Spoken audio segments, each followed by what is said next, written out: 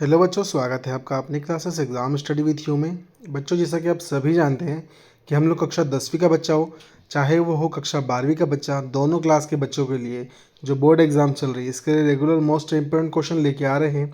आज मॉर्निंग में जो थी वो 10th वाले बच्चों के लिए इंग्लिश की क्लास एक अपडेट की हम लोगों ने, जिसमें कि 3 मार्क्स के मोस्ट इंपॉर्टेंट क्वेश्चन थे। जो बच्चे पहली बार क्लास में आ रहे हैं उन लोगों से एक छोटी सी रिक्वेस्ट ये रही है हम लोगों की कि आप लोग चैनल को सब्सक्राइब जरूर कर लीजिएगा, जिससे बेल आइकन को प्रेस करने से आप लोग क्या होगा कि सारे नोटिफिकेशन जो है फ्री ऑफ कॉस्ट प्राप्त होंगे। और इंस्टाग्राम, ट्विटर, व्हाट्सअप, ठीक है, इन सब से जुड़ने के लिए आप डिस्क्रिप्शन बॉक्स में जाइएगा, आप वहाँ पे जो है मिल जाएंगे आपको। या नहीं मिलते हैं किसी को तो आप लोग इंस्टाग्राम वगैरह पे exam study with you search करेंगे आप तो बिल्कुल आपको मिल जाएगा, है ना। या पंकज बग्गल सर भी सर्च करते तो भी आपको हमारी आईडी मिल जाएगी। देखिए बेटा, आज की क्लास में कक्षा 12वीं वाले बच्चों के लिए अर्थशास्त्र यानी कि इकोनॉमिक्स में लेके आया हूँ।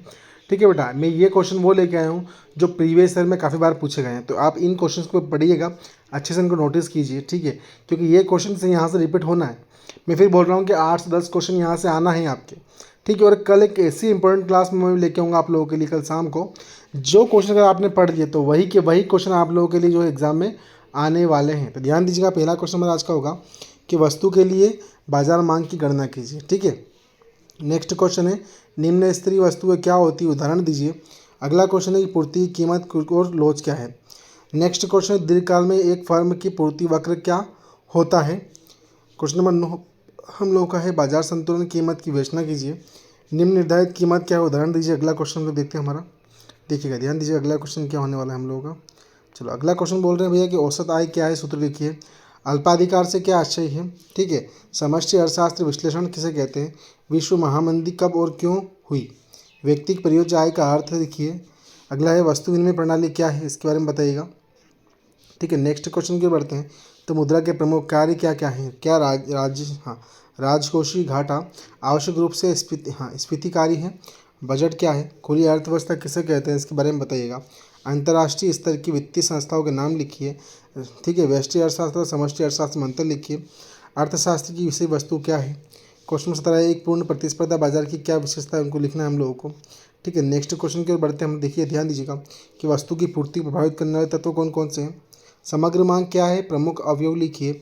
मितव्ययिता के विरोधाभास को लिखिए। मोस्ट इंपोर्टेंट क्वेश्चन है बेटा, आ सकता है ना। सरकारी बजट से उद्देश्य क्या है लिखिए। सरकारी वस्तु सरकार के द्वारा ही प्रदान की जानी चाहिए, क्यों, ऐसा क्यों। क्वेश्चन नंबर 20 हम लोग का है कि मांग वक्र एवं मांग का नियम क्या होता है। अनादि मांग वक्रों की प्रमुख विशेषताएं लिखिए। क्वेश्चन नंबर अगला है कि लागत वक्र की संकल्पनाओं को संक्षिप्त में लिखिए या बताइएगा। चलो नेक्स्ट क्वेश्चन की बढ़ते हैं। तो लागत वक्र यू आकार के क्यों होते हैं। क्वेश्चन हम लोग अगला है नेक्स्ट कि राष्ट्रीय आय की गणना प्रमुख विधियाँ लिखिए। उत्पादन के प्रमुख कारक कौन कौन से, इनमें से प्रत्येक के पारिश्रमिक को क्या कहते हैं, ठीक है। नेक्स्ट क्वेश्चन है कि व्यक्तिगत आय किसे कहते हैं। निवल राष्ट्रीय उत्पाद किसे कहते हैं, ठीक है। एसएलआर किसे कहते हैं, एसएलआर के बारे में हमको बताना है यहाँ पर, ठीक है। फिर नेक्स्ट क्वेश्चन है कि उच्च शक्तिशाली मुद्रा क्या होती है। क्वेश्चन नंबर नेक्स्ट है कि उपभोक्ता फलन किसे कहते हैं। समग्र मांग के 2 घटक लिखिए। न्यून मांग के 2 कारण लिखिए हम लोगों को, ठीक है। अत्यधिक मांग से क्या अभिप्राय है, ठीक है। प्रभावपूर्ण मांग क्या है, ठीक है। स्टेरिस पेरिबस की मान्यता किसे कहते हैं। अगला क्वेश्चन नेक्स्ट कि बाजार अर्थव्यवस्था किसे कहते हैं। सकारात्मक आर्थिक विश्लेषण किसे कहते हैं। क्वेश्चन नंबर 13 है कि लाभ किसे कहते हैं। औसत उत्पाद किसे कहते हैं, है ना। फिर अगला क्वेश्चन की ओर बढ़ते हैं हम लोग, तो है कि उच्चतम निर्धारित कीमत किसे कहते हैं। अदृश्य हाथ क्या है। बाजार संतुलन कीमत किसे कहते हैं। श्रम का सीमांत संप्राप्ति उत्पाद किसे कहते हैं। नेक्स्ट क्वेश्चन है भारतीय रिजर्व बैंक की किस भूमिका को अंतिम निर्णयता कहा जाता है। फिर मुद्रा पूर्ति के नियंत्रण के 3 नीतिगत उपकरण लिखिए।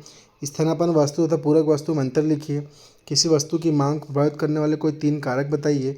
कुल उपयोगिता तथा सीमांत उपयोगिता में अंतर लिखिए। पूर्णतः लोचदार मांग तथा पूर्णतः बेलोचदार मांग को संक्षेप में समझाइए। अगला क्वेश्चन है समष्टि अर्थशास्त्र का अर्थ लिखिए, उसके बारे में बताइएगा, है ना। फिर नेक्स्ट क्वेश्चन की बढ़ते हम लोग, तो आर्थिक एजेंट को समझाइए, ठीक है। उपभोक्ता वस्तु को समझाइए। पूंजीगत वस्तु को समझाइए। मुद्रा की मांग का अर्थ लिखिए। मुद्रा की पूर्ति का अर्थ लिखिए। विमुद्रीकरण को समझाइए। सट्टा उद्देश्य को समझाइए।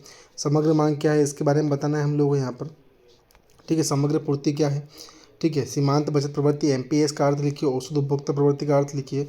सरकारी बजट का अर्थ लिखिए। राजस्व व्यय का अर्थ लिखिए। मांग का अर्थ लिखिए, ठीक है। मांग की कीमत लोच का अर्थ लिखिए, इनके बारे में हमको यहाँ बताना है। फिर नेक्स्ट क्वेश्चन की बढ़ते हैं, तो उत्पादन के कोई 2 साधन लिखिए। हासमान पैमाने का प्रतिफल का अर्थ लिखिए।